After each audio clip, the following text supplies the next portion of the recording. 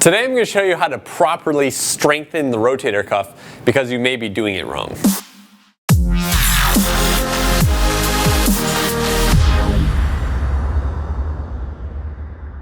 What's going on, everybody? It's Blake Bowman here with Gorilla Zen Fitness, and in today's video I'm going to be showing you guys how to strengthen the rotator cuff. Now this is going to be a short video, but I felt like I needed to address this. So the rotator cuff is a group of muscles on your shoulder that rotate your arm bone. So they either can externally rotate it like this or internally rotate it like that. And there are certain muscles that are responsible for the external rotation, certain muscles that are responsible for the internal rotation. Now, many people know that these muscles are frequently injured during overactivities, athletics, and things like that. On the same token, people know that there are a lot of benefits from having strong rotator cuff muscles in terms of injury prevention and shoulder stability. Now, this is all well and good, but you need to make sure that you're strengthening the rotator cuff properly. Now, in order to do so, it's pretty simple. All you need to do is add resistance to the rotator cuff muscles. So you add resistance to external rotation, do a couple sets like that. You add resistance to internal rotation, and that resistance has to serve, it has to function against the muscles that are actually externally or internally rotating against it so that they can work against it and get stronger. Now, the direction in which the resistance is coming from is crucial in order to properly strengthen your rotator cuff. So if you're going to be doing it standing and you're doing internal rotations and external rotations, just like I am right now, that resistance or load vector is what it's called, needs to come from the side. It needs to be in the transverse plane of motion, which is like this. Okay, so that resistance needs to be coming from that direction or that direction.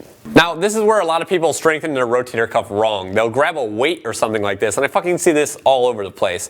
And they'll do this a couple times and they're standing. They might go out like this with the weight a couple times, just like this. And if you're strengthening your rotator cuff this way, you're doing it wrong. So the reason why this is wrong is just like I explained a second ago. The load vector is off. Okay, when you're holding a weight like this, the direction is not coming from the side. Okay, you have what's called an axial load vector when you're holding a dumbbell like this, meaning that the direction is coming from the top down. Right? I'm holding the dumbbell out here like this.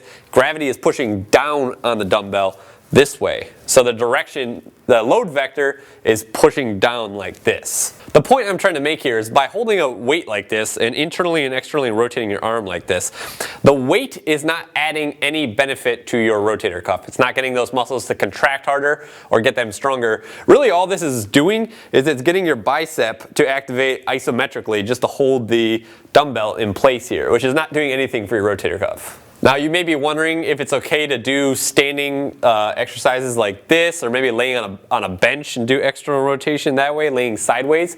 And while those are better, they're still not ideal.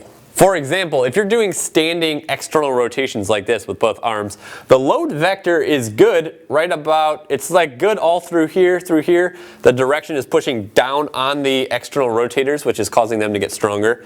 But as soon as you come up to here, now you're getting into this weird funky territory where the rotator cuff muscles aren't really activating. The front delts kind of have to come in to stabilize, because now you're doing more of like an overhead shoulder press. So at best with this, you're only able to strengthen your rotator cuff through partial range of motion. Once you get to end range right here and gravity is pushing down, the load vector is all messed up and your rotator cuff is not getting stronger. Now, I don't know if I did a good job explaining all of that, but the essential point and the key takeaway that I'm trying to make here is that you're going to run into all sorts of weird scenarios with the load vector when you're using a dumbbell or a free weight to strengthen the rotator cuff. It's simply not the best way you want to do it. The best way you want to do it that gives you the most control over the load vector is by using a resistance band. Now, using a band is much better because with this we can create that nice load vector which we need to actually basically have the rotator cuff muscles work against. So you can just get a band. I've made videos on this in the past. You can probably search my channel for some videos about this. But you basically anchor a band to something, okay? Turn sideways, and if you're working on external rotation, you simply externally rotate like this, keeping that elbow locked into the side. okay? You don't want to let it like leave the side like this, okay? Letting your arm leave the side like this, you're abducting your arm, you're getting delt activation that way. You don't want to be doing that. Think about your elbow here rotating on an axis that runs just like this. So if there was an axis, like a line coming directly up your elbow, you can only rotate like that, okay? So basically when you do this, whether you're doing external or internal rotation, make sure that the arm is not leaving the sides. It's got to stay on the ribs. That's very important, okay? But this is basically much more effective than using a weight. You can also do internal rotation the same way, where you basically would keep your elbow tucked in, allow the resistance to externally rotate you, which is going to provide resistance for those internal rotators to fight against, which is going to allow them to get stronger. Okay, just like this. There's a lot of variations that you can do. You can like do some abducted external rotations like this. But the point is, a band is just far superior in general for strengthening the rotator cuff. On a concluding note, keep in mind too that the rotator cuff muscles, the muscles that comprise the rotator cuff, they're tiny little muscles, okay? You don't need a huge resistance band, you don't need a heavy load to turn these things on. In fact, if your resistance band is too thick and there's too much resistance, that can actually get other muscles around the rotator cuff to contract while you're trying to strengthen the rotator cuff, which needless to say, if you're activating bigger muscles like your delts and your rotator cuff muscles aren't activating, they're not going to get stronger. If you're looking for a good resistance band, I would recommend you get the SPRI brand of bands. They're really good bands, basically. You can pick them up on Amazon. I'd recommend you get the green kind and maybe a red kind if you're someone that's a little bit bigger. But SPRI, check it out on Amazon, get some of those bands. I really hope you enjoyed this video. I hope it added value to your YouTube experience.